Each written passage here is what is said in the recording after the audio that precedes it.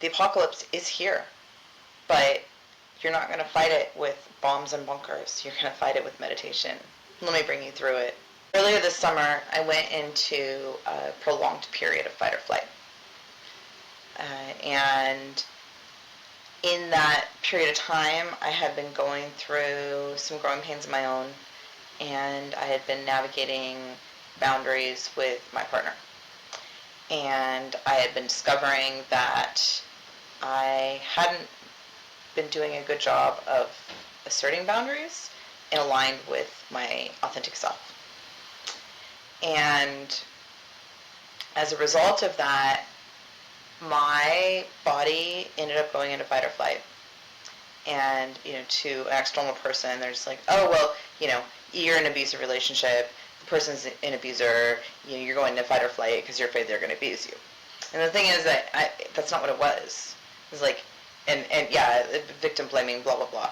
Okay, the thing is, what I realized was that I wasn't actually afraid of him, I was afraid of me and what I would do, i.e. what I would allow to occur as violations of my boundaries.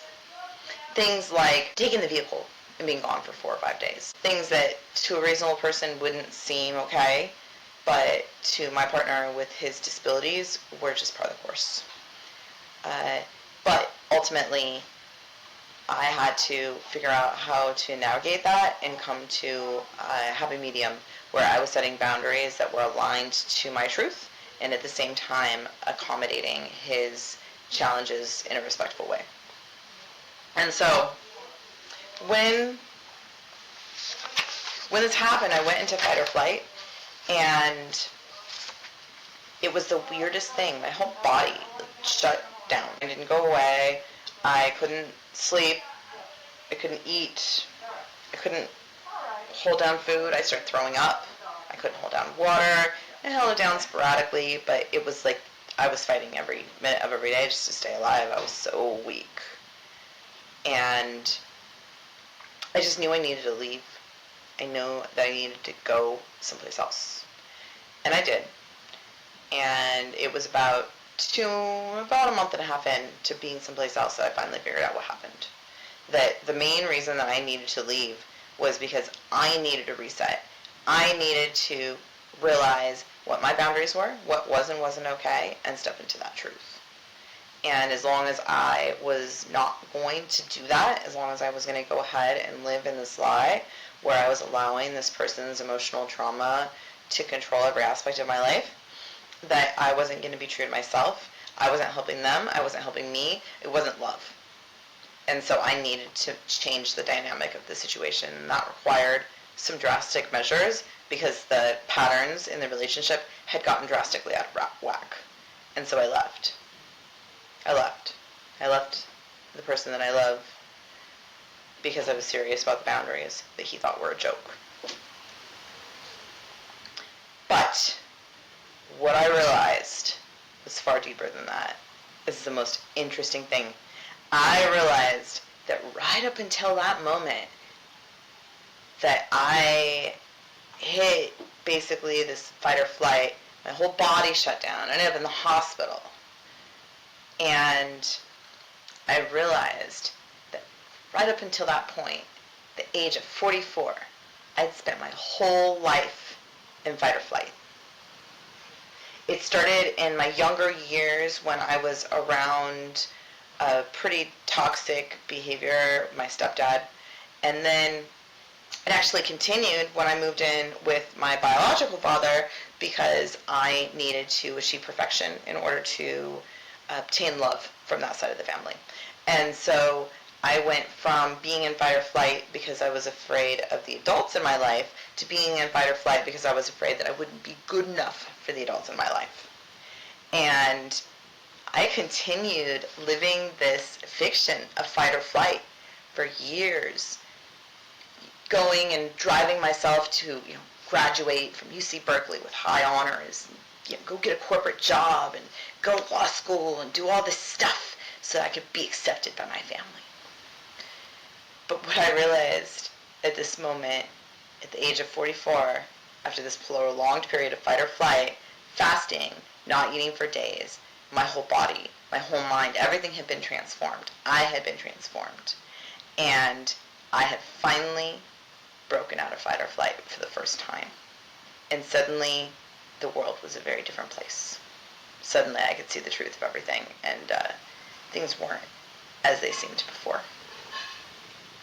So, I'm here today to tell you about not just my personal story, but the collective fight or flight, the collective shadow work that's happening right now, that's manifesting before our very eyes, appears to some as the end of the world and to others as the beginning of the ascension.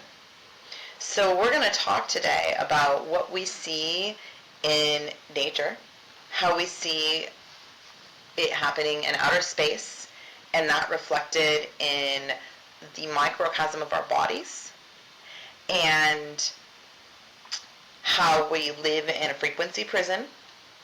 And I'm going to draw upon science, metaphysics, and ancient history to bring together a comprehensive treatise on the idea that we are electrical magnetic creatures, and that electric magnetism is what drives every aspect of the way our bodies function and operate within this matrix. And once we start to understand that electromagnetism, that is the key to unlocking the door of the matrix. You want to turn into the Neo?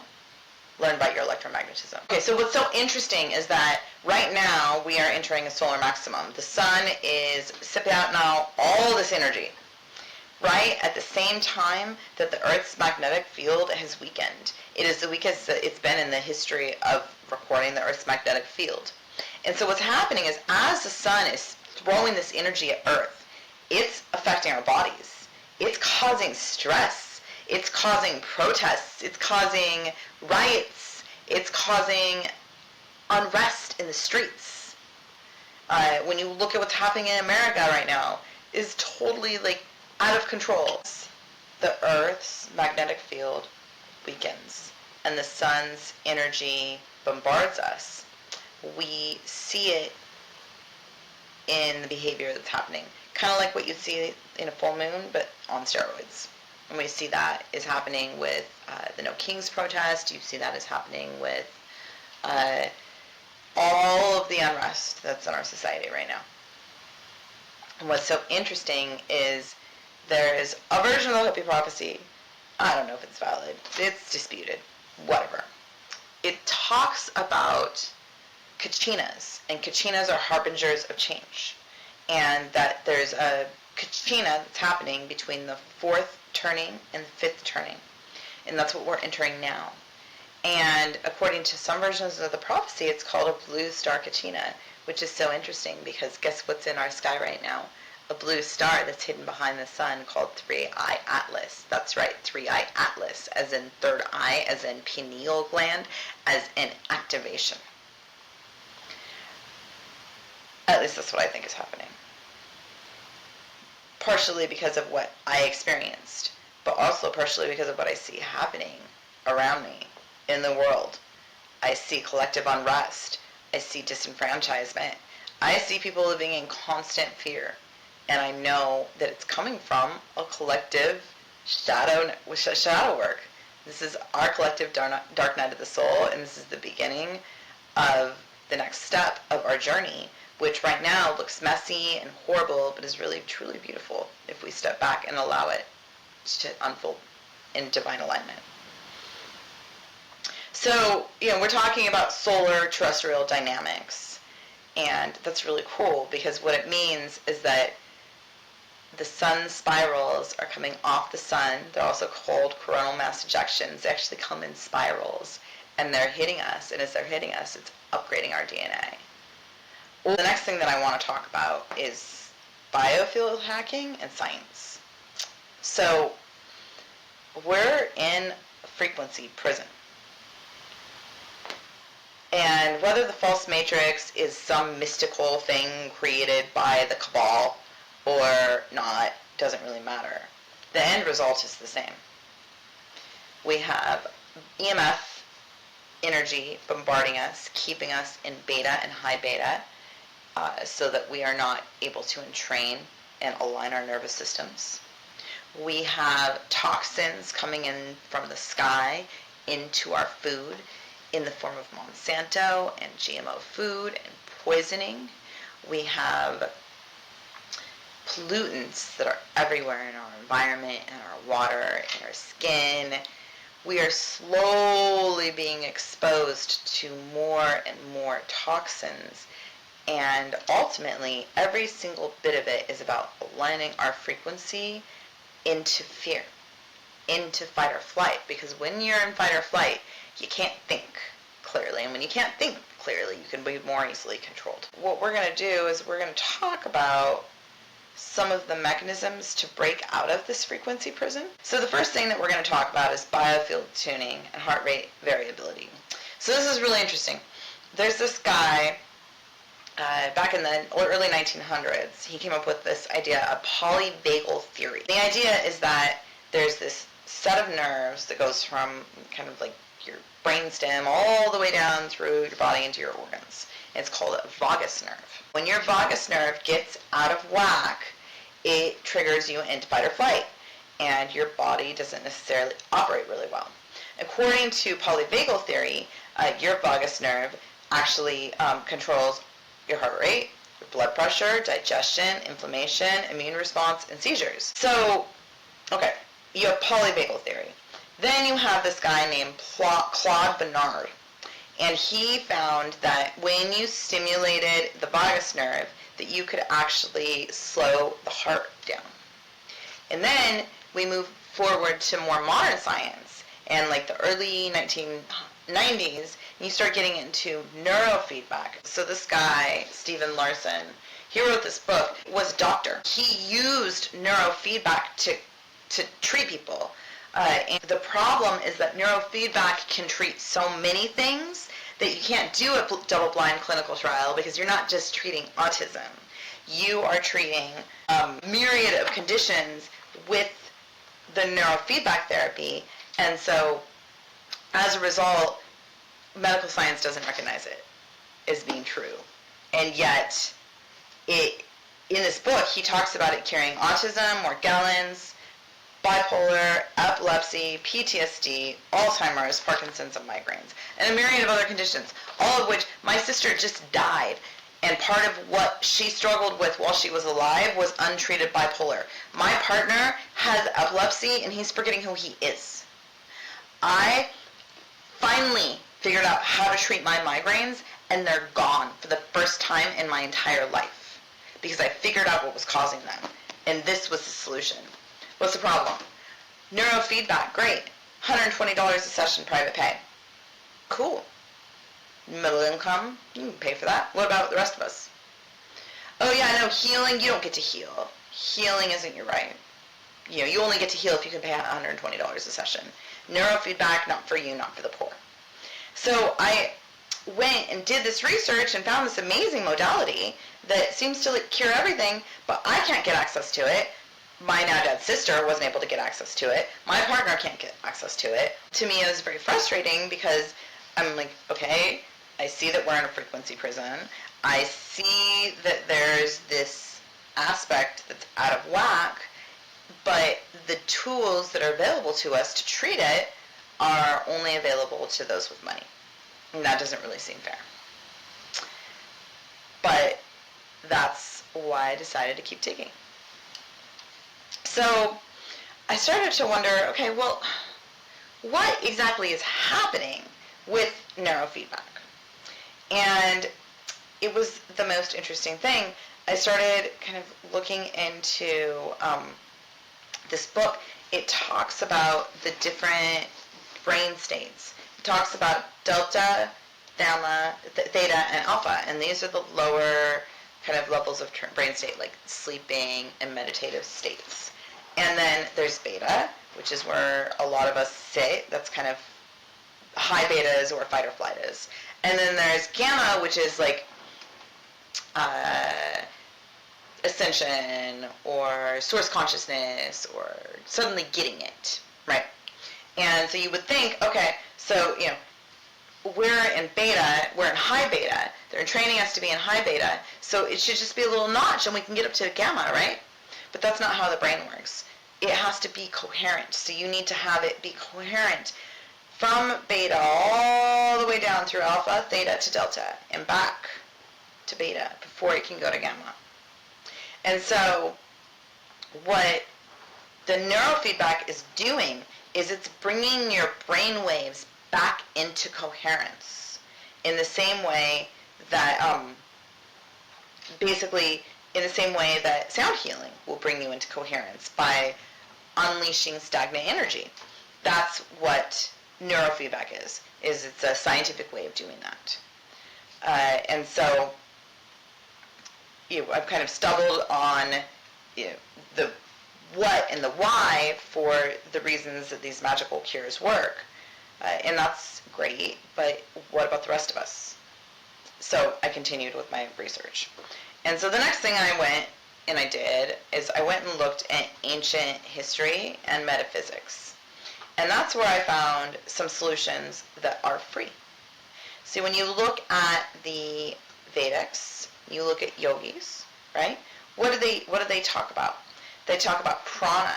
They talk about nadis. They talk about the earth's breath, which is also the Schumann resonance, and entraining yourself to the earth's breath. And that is being important to your healing. You look at Hermeticism. What do they say? They say, as above, so below. Look at what's happening in the sun and the stars and what's happening in our bodies right now. When you go to ancient history and you go to metaphysics, you can start to see answers that would start to explain what's happening with our bodies and neurofeedback.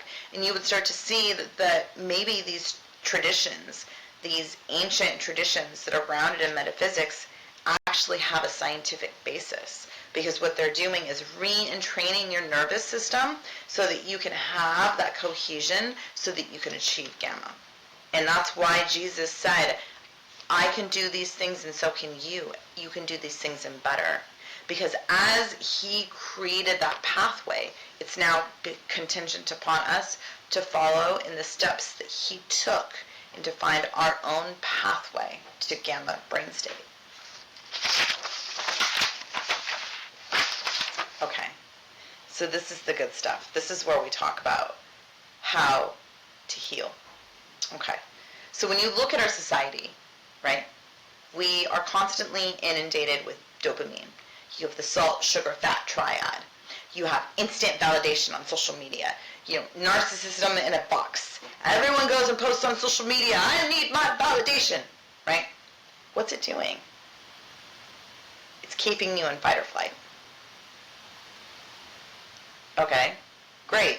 Well, you can do neurofeedback, right? We just talked about that. It's the magical cure.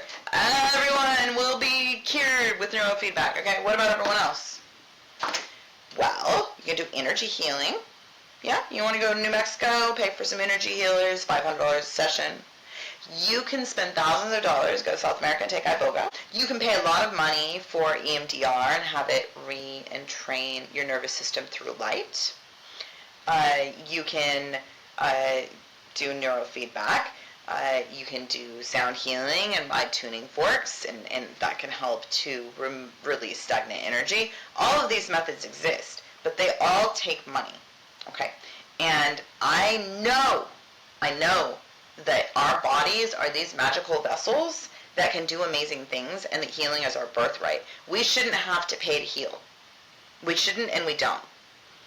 And that is why we have breath. That is why we have dancing. That is why we have singing. That is why we have crying. Because of the gift of breath. The Vedics talk about it. They talk about the fact that with the gift of breath, you can lock me up in prison, but you can't take away my ability to go inside. And that is so critical right now, because as you look at the world becoming increasingly chaotic, you must become increasingly calm in order to deal with the chaos that surrounds you. So, your birthright is the gift of breath. And the gift of breath aligns to the divinity of humanity. And we are divine. The thing is that we are dualistic, We are both light and dark. And as we have eaten from the tree of knowledge, we have learned about the knowledge of good and evil. And that knowledge is what gives us our divinity. That is what makes us capable of transmuting the most painful things into joy and the most anger into love. And so what are our gifts? What are our modalities of healing that are our birthright? We can laugh, we can sing, we can chant, we can breathe, we can go to nature. I personally think that's why the Agenda 2030 people are trying to catalog nature.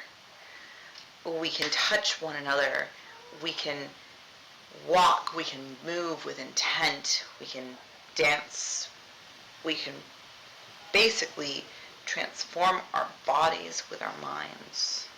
And by doing so, we can realign our soul blueprint to achieve coherence. And as we achieve that coherence, that is when we dissolve the false matrix, we dissolve the prison, and we start to heal. That's when we are able to eliminate all of the darkness, not with rage and anger, but with resonance. Because disease is nothing but a lack of coherence with your true self. And as you realign to your true self, your body will heal itself. But you don't need to believe me. Don't just take my word for it.